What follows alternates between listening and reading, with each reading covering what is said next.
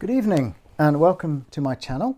As ever, I'm going to read you a short story based on 5 random words, and the random words which inspired the story are as follows. This tale is number 51 and it is called Absence. The city of Arad wasn't particularly well known internationally until October the 7th, 2052, when the antimatter singularity took place. The enormous Arad Helix 3 Accelerator Decelerator, completed in 2040, was producing a regular stream of antimatter particles, and scientists from across the globe were travelling to Romania to study the unique properties of these particles. Vast effort had been undertaken to safely store antimatter particles and the anti-elements constructed from them.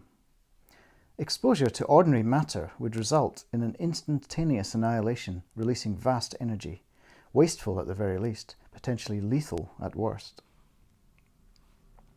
After 8 years of generating and studying a growing set of highly impressive but fundamentally useless anti-elements, such as anti-helium, anti-neon, and even anti-carbon, the board of directors at Helix had to grudgingly admit they were no closer to answering the central mystery. Why was antimatter missing from our universe almost entirely?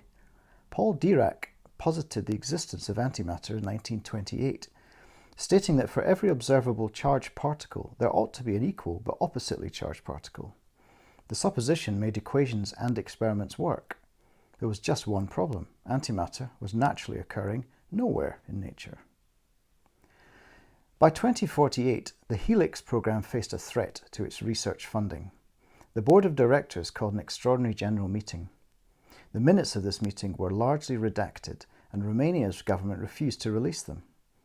What was later known is that a secret experimental program into antimatter energy production began at Helix in 2048, leading to what is euphemistically known as the antimatter singularity. On November the 4th, 2052, Colonel Bryce Davidson led a covert team sent into the region by the European Security Executive. Their task was to report back from the site of the catastrophic explosion, which had decimated a 50 square mile region outside Arad, literally taking a bite out of reality, and instantly killing over 1,400 scientists and Helix staff, not to mention hundreds of blissfully ignorant Romanians going about their ordinary lives.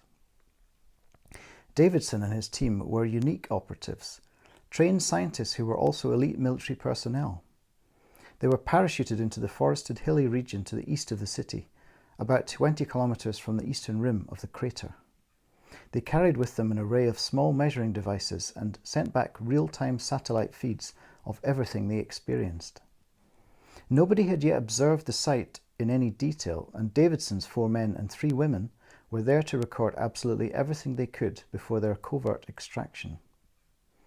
They managed to evade local police and military patrols reasonably easily, having mapped their movements by nano-drone for weeks prior to the airdrop. As they walked through the forest towards the lip of the crater, nothing prepared them for the reality of what an antimatter explosion could do.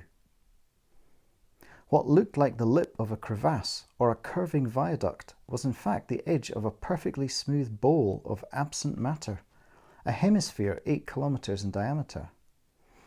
At its base lay a lake, slowly filling with water from the truncated Mureș River. The surface of the bowl was so smooth in places that you could run your fingers over it like the surface of a polished ceramic basin. "Jesus H. Christ," said Leonie McPherson, "it's just gone." Digital readouts flickered into life. Magnus and Annalise began to take seismic readings and measure radioactive fallout and magnetic field variance. Anya took samples of the inner rim of the crater, scraping fragments of granite and soil into self-sealed bags.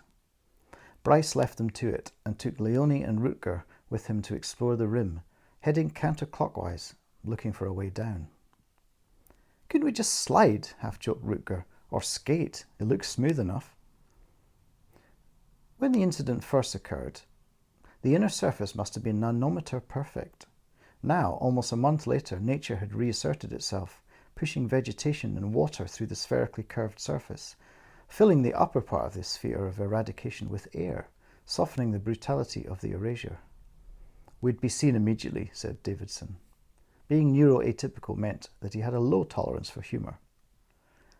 Must have made a hell of a racket, said Leonie, more for Magnus's benefit than her boss's, when the vacuum collapsed. Wasn't a vacuum, said Davidson. A vacuum is an absence of matter in a finite area of space-time. This was the removal of space-time itself. It most likely made no sound at all. Leonie's low whistle was comical in its understatement. It was just too outlandish to imagine. They reached the structure, or rather, what remained of one. A small shack, concrete basement, wooden upper floors, and hayrick, teetering on what was left of the supporting walls.